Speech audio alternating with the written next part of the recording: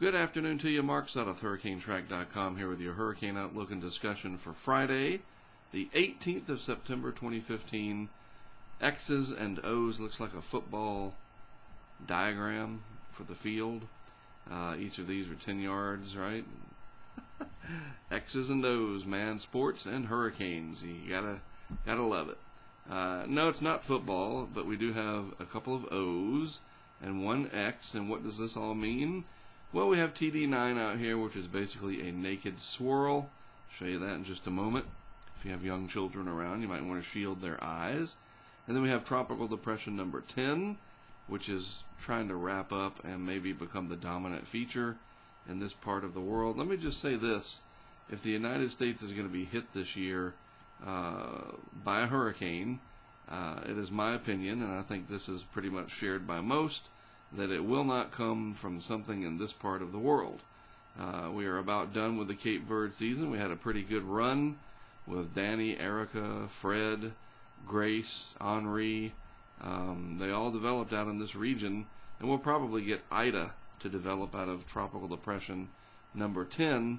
And then the Cape Verde season, where we get these strong tropical waves coming off Africa, will pretty much shut down for the year, and then we begin to focus our attention on this area for potential development and impacts to the United States. And then, of course, we do have this area, sort of the leftovers, some of the energy from what was Grace and an upper level low pressure area, a surface trough, just a mishmash of weather, and still a fairly low chance. Well, they say medium, but that's still kind of low. We're not even at 50-50 yet off of the southeast coast.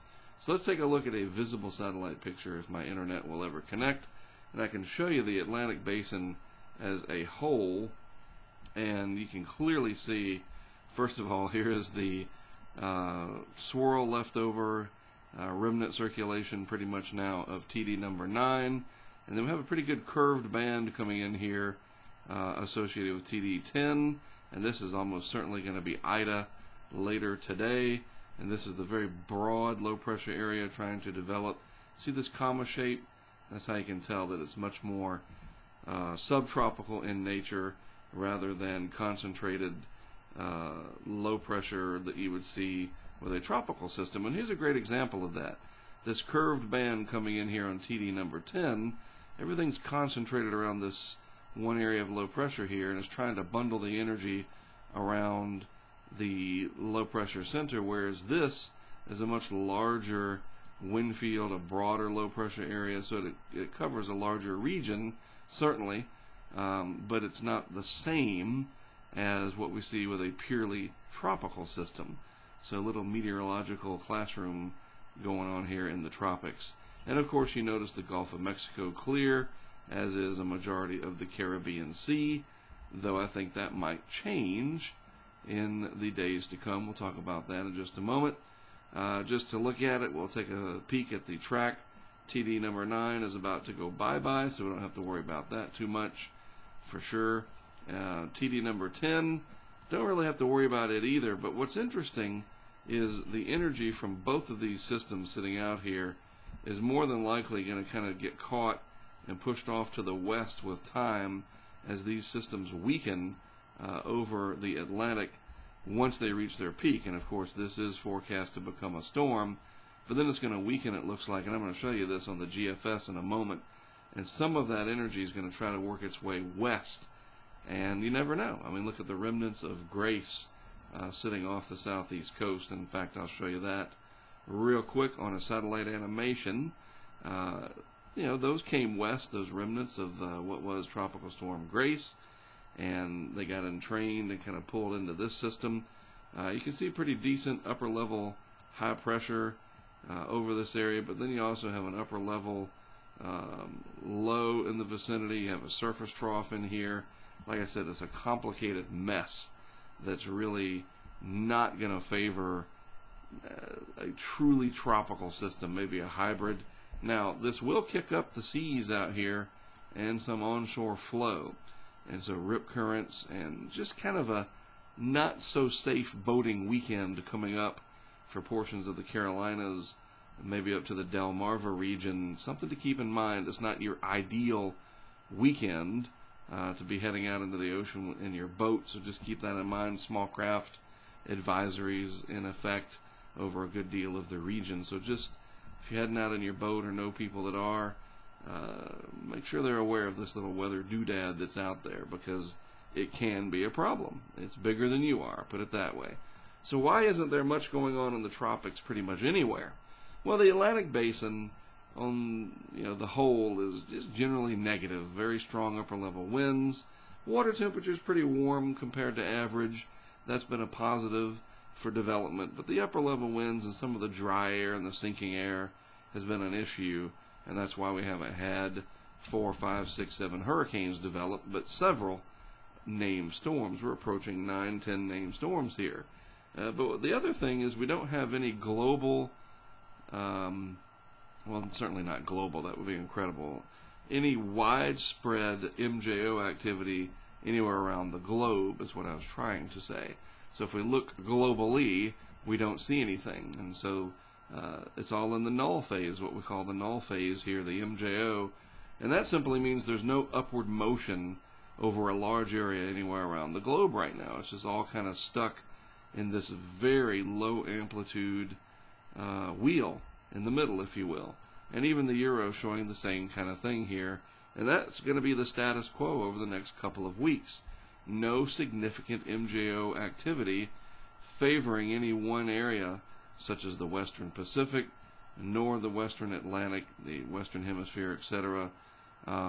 So whatever happens is going to happen through small-scale favorable conditions over a smaller area, such as just the Gulf of Mexico or the Northwest Caribbean Sea, instead of encompassing the entire Western Atlantic Basin, for example.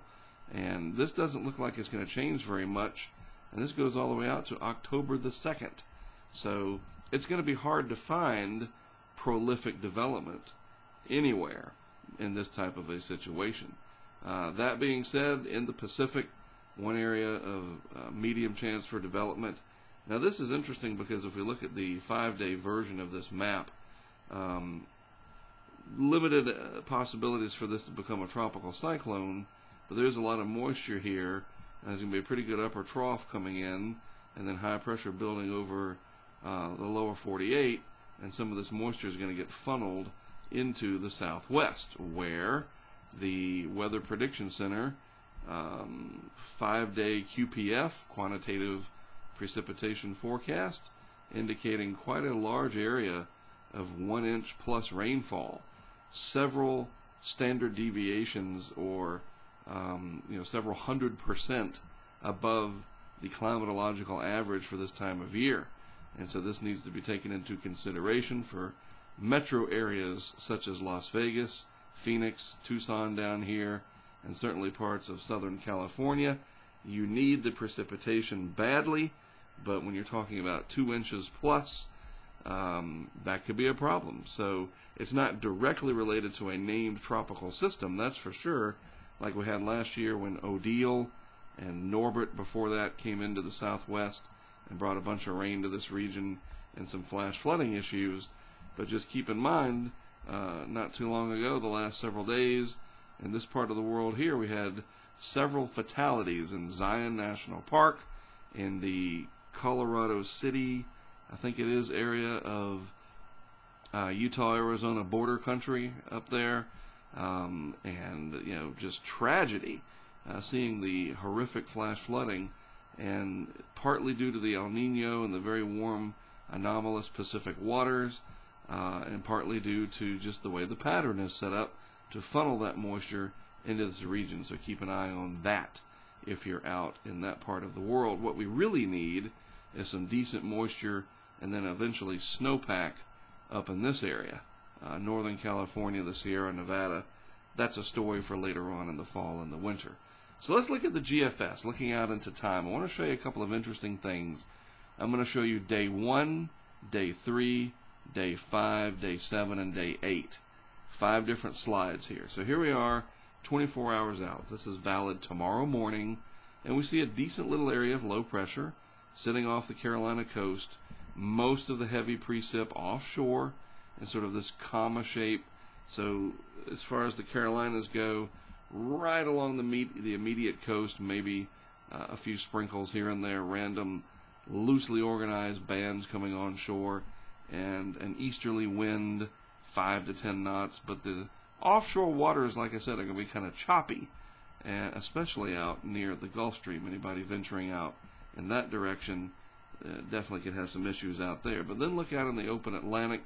Here's TD10, more than likely going to be Ida at that point, and we kind of lose TD9 in here. But notice this bundle of energy, what happens over the next several days, and what happens with our developing sort of hybrid low off the southeast. We jump out to 72 hours, and actually this splits off. A piece of this comes up here, intensifying over the western Atlantic, and sort of a weak area of low pressure is left behind. And then you've got the energy dying out from TD9, and there's TD10 there, probably Ida. And then you have a beautiful high pressure area that comes down over New England, and decent northeast winds coming in to the mid-Atlantic states now. So any low pressure that lingers back here over the western Atlantic, coupled with this high, is going to drive some onshore flow. So folks in the Outer Banks, up in the Delmarva region, you could have some flooding concerns at times of high tide. Just something to keep in the back of your mind. Now, going on out further, 120 hours, this low sits around for just a little bit, churning up the ocean, making for rough seas overall, and then this energy from TD9 and 10 still lurking out here in the central open Atlantic. Finally, by day 7, 168 hours out, pretty innocuous looking weather pattern overall. But check out what's coming out here in Canada. A very strong chunk of cold Canadian high pressure has its sights set on northern New England and the northwest Atlantic basin. And then down here in the Caribbean Sea, pressures begin to lower, going sub 1010 millibars, a little bit of convection starting to form. And then we look at day number 8, and this is where things begin to get interesting.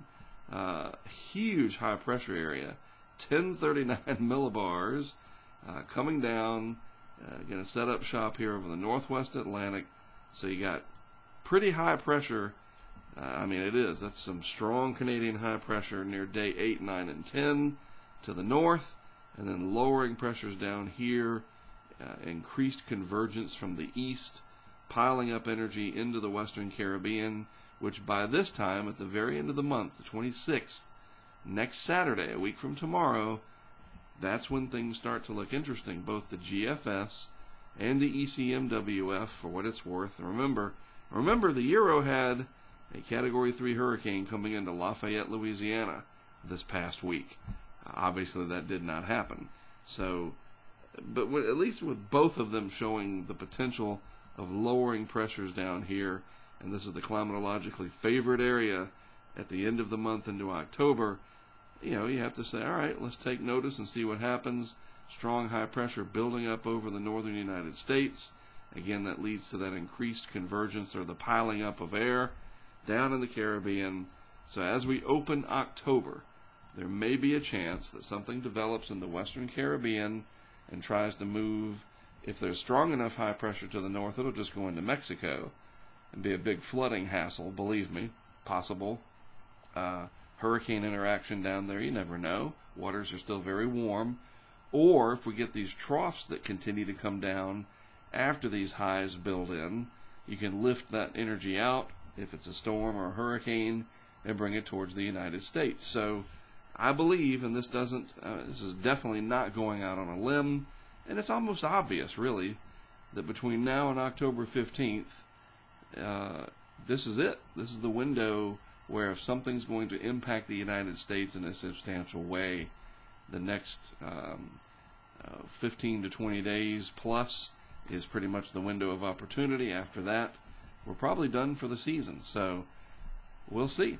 Interesting times ahead with lots of small systems to watch, a few flies in the ointment, so to speak, but nothing major brewing as of yet. Come Monday, we'll be 72 hours closer to that time frame, and it'll be interesting to see what happens. All right, until then, have a good weekend ahead. Again, if you're headed out to the water along the southeast coast, be careful out there. That low pressure area is there, something to keep an eye on and make sure you stay safe. All right, I am Mark Sept for HurricaneTrack.com. Thanks as always for your time and attention. I'll be off this weekend, but watching things, posting blogs on the website as needed, and then I'll be back on Monday with another video update at that point.